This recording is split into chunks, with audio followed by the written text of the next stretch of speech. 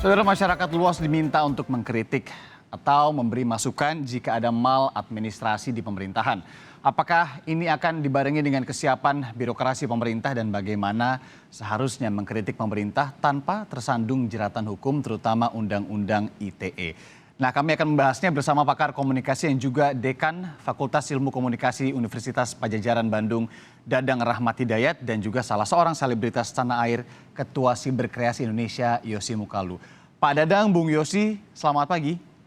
Selamat pagi. Selamat pagi. Ya, terima kasih pagi-pagi sudah mau bergabung di Mas Sapa Alex. Akhir Pekan. Oke, saya langsung saja ke Pak Dadang. Ini barusan juga sudah diperlihatkan gitu ya berita tentang pernyataan Presiden Jokowi yang memang di Hari Pers Nasional kemarin minta dikritik lebih pedas lagi. Apakah Anda melihatnya ini berarti belum cukup kritik yang diberikan kepada pemerintahan atau seperti apa, Pak Dadang? Ya, pertama apa yang disampaikan oleh Pak Jokowi itu sebagai sebuah momen sebetulnya ya, momen yang bisa dipersepsikan juga macam-macam. Apakah tadi kritiknya selama ini belum ada, belum cukup, atau tidak kena, bisa jadi kan begitu. Atau bisa jadi sebetulnya menginginkan adanya kritik yang betul-betul bisa membangkitkan gitu ya, bagaimana kinerja dari pemerintahan menjadi lebih baik begitu ya. Tapi kan problemnya bukan di situ sebetulnya. Jadi problemnya ini yang sekarang sedang ramai itu apakah betul tadi salah satunya, betulkah kritik yang disampaikan oleh siapapun itu bisa sampai. Gitu. Kedua, setelah sampai bagaimana respon? Karena kritik itu kan bisa jadi sebagai sebuah stimulan yang membutuhkan respon kan begitu. Sebagai stimulan, kritik tidak hanya bicara soal pesannya saja. Pesannya udah pasti harusnya benar, tidak berdasarkan sesuatu yang sudah benar. Nah, kedua juga bagaimana menyampaikannya, gitu ya. Bagaimana menyampaikannya. Kadang-kadang dalam konteks kultur yang kan gini, setiap komunikasi itu tidak selalu sama ya, tidak selalu linear, tergantung kultur yang berada di lingkungan di mana kritik itu disampaikan. Kalau kulturnya terbuka, mungkin responnya pun tidak akan istilahnya sensitif gitu ya. Tapi kalau terbuka, mungkin akan dilihat dulu, diresapi, kemudian oh iya ya benar juga. Nah, jadi bukan hanya pesannya, tetapi juga cara menyampaikan kritik itu. Kedua, responnya juga begitu. Bagaimana respon terhadap kritik itu. Nah, bisa jadi sebetulnya dalam konteks para pihak begitu ya, para pihak yang mengkritik kepada yang dikritik secara langsung bisa jadi tidak masalah begitu. Ya, sekarang yang ramai itu kan sebetulnya bukan soal bagaimana respon pemerintah, tapi juga bagaimana sekitarannya ini merespon juga begitu ya. Respon inilah yang kemudian menurut saya malah lebih ramai ketimbang kritiknya itu sendiri begitu ya. Nah, ramai ini bisa diartikan juga dua hal. Ramai dalam arti sama-sama mencoba bagaimana kritik ini supaya masuk pada saluran yang benar, tapi yang terjadi kan sebagian itu malah bukan lagi pada pesannya yang menjadi ramai itu, tapi siapa yang menyampaikannya. Jadi bukan lagi songnya, tapi siapa singernya, siapa penyanyinya gitu. Tapi intinya menurut saya selama kritik itu menyampaikan pesan-pesan yang bisa dibuktikan, pesan-pesan yang ada datanya, relatif aman gitu, relatif aman dalam konteks ancaman dari regulasi. Tetapi juga kan begini, regulasi ini kan berkaitan juga dengan bagaimana aparat hukum menafsirkan itu. Kadang-kadang yang dikhawatirkan itu kan adanya semacam penafsiran yang berdasarkan kuasa. Ini yang dikhawatirkan sebetulnya ya. Tapi kan ada pengadilan, kan gitu. Kalau pengadilannya juga kemudian lebih fair, ya barangkali nggak usah juga gitu. Namun masyarakat kita kan begini, sama seperti kita kepada anak kita atau kepada yang secara struktur sosial itu lebih rendah begitu, tanpa harus ngomong, cukup dengan begini aja. Nah, itu sebagai sebuah jangan ngomong atau hati-hati ngomong. Nah, bagi masyarakat yang kemudian mempunyai trauma sendiri, mempunyai kekhawatiran sendiri, mempunyai ketakutan tersendiri, ini menjadi masalah lain kan begitu. Tapi intinya bagi saya pesan itu harus benar dulu gitu. Kritik sebagai pesan politik, apalagi dalam konteks komunikasi politik, itu kan tidak lepas dari kepentingan. Kadang-kadang kalau publiknya yang tidak mempunyai kepentingan itu tidak masalah. Tapi bisa jadi yang menyampaikan kritik itu adalah pada posisi baik mendukung atau oposan, kan begitu, pendukung atau oposan. Ini menjadi konteks yang lain lagi. Itu tadi Anda menyebutkan ada kritik dengan data dan lain-lain adalah kritik yang cenderung aman. Kritik yang tidak aman seperti apa, Pak Dadang? Ya, yang aman, yang tidak aman, yang pasti yang tidak benar gitu ya. Kan begini, saya bisa marah pada seseorang karena dasar informasi yang saya dapatkan. Begitu informasi yang saya dapatkan itu disampaikan pada pihak lain itu bisa mengatakan, oh iya ya benar kalau datanya benar. Walaupun juga data yang benar itu belum tentu juga diterima dengan benar. Kita banyak masalah loh, Mas. Menyampaikan yang benar saja belum tentu diterima dengan benar. Jadi kritik yang benar saja belum tentu diterima yang benar. Nah, aman dalam konteks saya adalah konteks hukum. Kalau hukumnya juga ditegakkan secara benar juga, kan begitu ya. Aman secara hukum. Tapi secara sosial belum tentu gitu. Sosial belum tentu. Ya tadi, karena yang menerima kritiknya bisa jadi nggak masalah, tapi di sekitarnya tidak terima. Seperti misalnya seorang orang tua dikritik atau oleh siapapun gitu. Orang tuanya nggak apa-apa, tapi anak-anaknya bisa jadi nggak terima begitu. Apalagi cara mengkritiknya tidak tepat secara kultur gitu ya. Kalau di Bandung atau orang Sunda bilang kritik itu bisa jadi lautna benang, saina herang. Ikannya dapat, airnya nggak keruh. Itu kan enak tuh. Jadi menyampaikan sesuatu, Intinya ikannya dapat, harusnya kritiknya membangun, nyampe.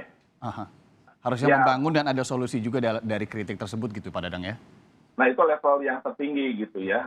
Kritiknya membangun atau ada solusi itu yang paling tinggi. Tapi jangan kritik itu selalu kalau kemudian tidak ada membangunnya, jangan, oh lu nggak ada solusi ya, lu jangan kritik. Nah, gitu juga Ya gitu. gitu juga. Ya bukan tugas masyarakat kan untuk mencari solusi. Tapi kalau masyarakat menyampaikan sesuatu yang perlu diketahui oleh pemerintah misalnya, sebagai masukan, sebagai kritik, ya jangan ditanya balik.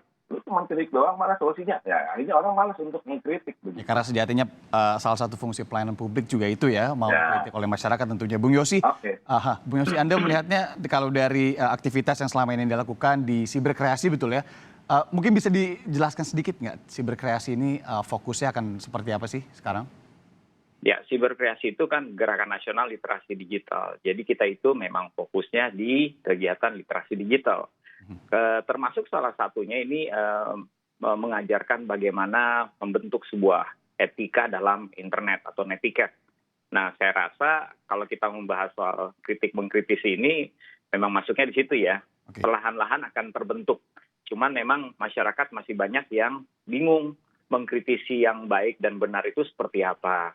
Seperti contohnya di kelas literasi digital, audiensnya mahasiswa, kita pernah membuat sebuah simulasi, coba kamu membuat sebuah kalimat kritik kepada seseorang di situ ya. Dan ternyata tidak banyak yang bisa membuat sebuah kalimat kritik yang cerdas, yang menunjukkan bahwa ada satu kepedulian di situ, tetapi lebih mudah buat mereka untuk menggambarkannya malah lebih banyak nuansa kebenciannya. Jadi memang mengkritik itu tidak semudah itu ternyata ya. Saya setuju tadi Pak Dadang bilang bahwa kita juga selalu menekankan kalau memberikan sebuah komentar dalam sosial media atau memberikan kritikan lah kalau kita ngomongin itu, sumbernya atau landasannya harus jelas.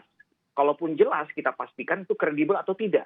Karena banyak orang sekarang yang membungkus diri mereka hanya dengan sumber-sumber berita yang mereka suka. Karena selama ini sumber berita tersebut mendukung pilihan mereka atau perasaan mereka ya, perdebatan mereka selalu didukung dengan berita-berita seperti itu. Sehingga dia menutup dirinya dari sumber-sumber yang lebih kredibel atau mungkin membuat dirinya sendiri jadi semakin subjektif ketika berpendapat. Nah tadi yang dimaksudkan Pak Dadang itu maksudnya baik adalah begini, karena selama ini kita menemukan di lapangan bahwa banyak orang yang mengkritisi itu bukan berpihak kepada paling tidak kebingungannya atau ketidakmengertiannya.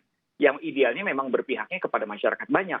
Tetapi kebanyakan yang kenapa ini menjadi sebuah isu juga sekarang, ya karena ada dampak dari polarisasi politik. Orang berpihak mengkritisi karena memang ingin membenarkan pilihannya. Polarisasi politik dalam artian Pilpres kemarin atau seperti apa, Bung Yosi? Kalau yang Ini sih kalau saya melihatnya, saya pribadi ya, saya nggak tahu ini dimulainya kapan, tapi feeling saya sih semenjak pemilihan gubernur ya. Makanya saya pernah posting tuh di sosial media saya bilang, baik presiden maupun gubernur itu boleh dikritik.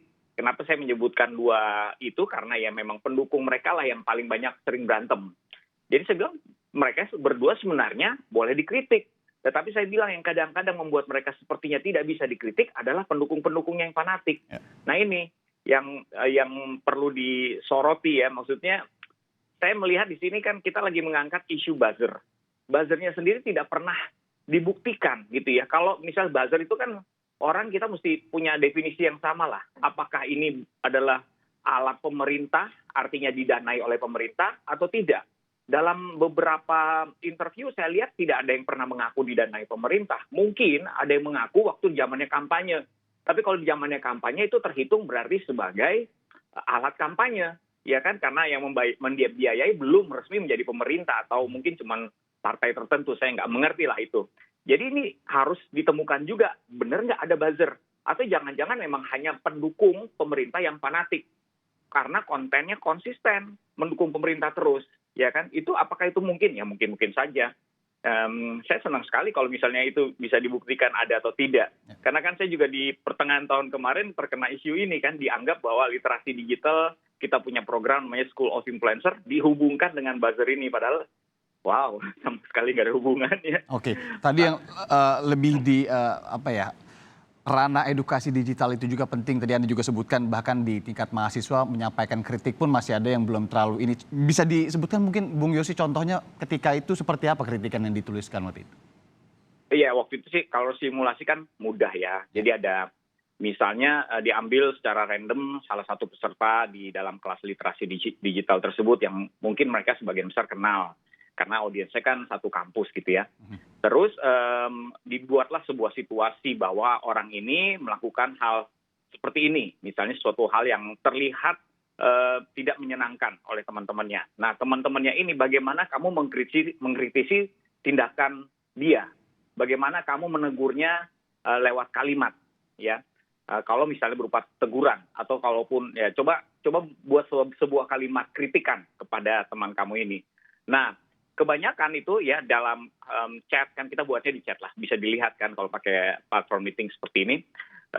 Itu tidak berpendapatnya tidak objektif, bahasa yang dipakai juga tidak santun ya. Ada yang lebih mungkin maksudnya bercanda, tetapi di sosial media kita mesti tahu bercanda itu sangat relatif karena orang tidak bisa menangkapnya sama. Buat kamu bercanda, buat orang lain belum tentu bercanda, makanya itu sering terjadi cyberbullying. Nah, jadi itu yang kendalanya tuh di situ, penyusunan kalimat, bagaimana mengungkapkannya dengan santun, terus tujuan dari kamu mengkritisi juga kadang-kadang orang tidak menyampaikan. Apakah itu karena dia tidak mengerti, ataukah karena dia mengkhawatirkan sesuatu yang melibatkan banyak orang? Jadi kalau kita tidak berangkat dari pilihan politik, kita mengkritisi sesuatu misalnya karena keberpihakan kita kepada orang banyak, saya rasa kalimat atau narasi yang akan kita berikan, kita susun di sosial media tersebut pasti lebih objektif. Ya, tentu saja harus dijelaskan gitu dia. Makanya kenapa jadi banyak ujaran kebencian dalam mengkritisi, karena itu dia landasannya sudah tidak objektif, sudah Yang Anda sebutkan tadi ya, polarisasi tadi. Sudah pro dengan pemerintah atau benci dengan pemerintah, itu dia.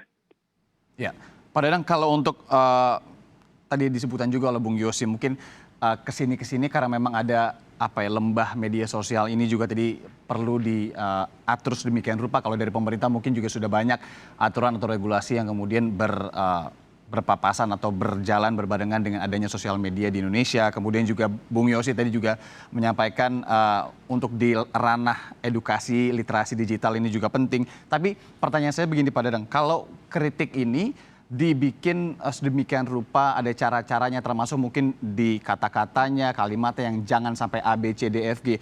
Apakah ini tidak juga bertabrakan dengan lembah demokrasi Indonesia, Pak Dadang? Ya, ini persis pertanyaan ini sebelumnya saya mau ngomong itu tuh. Jadi kritik itu bisa kita kategorikan ya, atau paling tidak terkait dengan satu kemampuan dari si pengkritik. Kedua berupa cara atau strategi, juga bisa jadi seni, bisa jadi pilihan begitu ya. Pilihannya begini, karena ini pengalaman nyata ya begitu. Orang yang menyampaikan tadi kalau diatur misalnya lemah lembut, bukan lemah lembut lah, biasa-biasa aja lah begitu ya. Ya. Bisa jadi kritiknya tidak diperhatikan gitu. Tapi ada orang memilih, wah gua harus keras, kalau nggak keras begini nggak akan diperhatikan. Ini bicara soal kritik itu penyampaian ya, penyampainya itu ya tadi berkaitan kalau Bang Yosi menyebutkan soal literasi ya, itu kan berarti kemampuan ya. Kemampuan dia untuk mengkritik bisa jadi tidak menyampaikan dengan bahasa yang tepat, benar begitu ya, seperti itu. Tapi ada juga yang memang merupakan pilihan. Kalau saya menyampaikannya, isinya yang penting kan benar dulu nih, benar dulu menyampaikannya, si pesannya benar, datanya benar gitu. Tapi cara menyampaikannya dengan cara yang sangat keras bisa jadi itu mendapat intensi yang kuat dari si yang dikritik begitu. Ini bicara soal kemampuan, strategi, seni bahkan begitu ya. Ada orang melakukan pilihan. Jadi pilihan dengan halus, pilihan yang sedap, pilihan yang pedas begitu ya.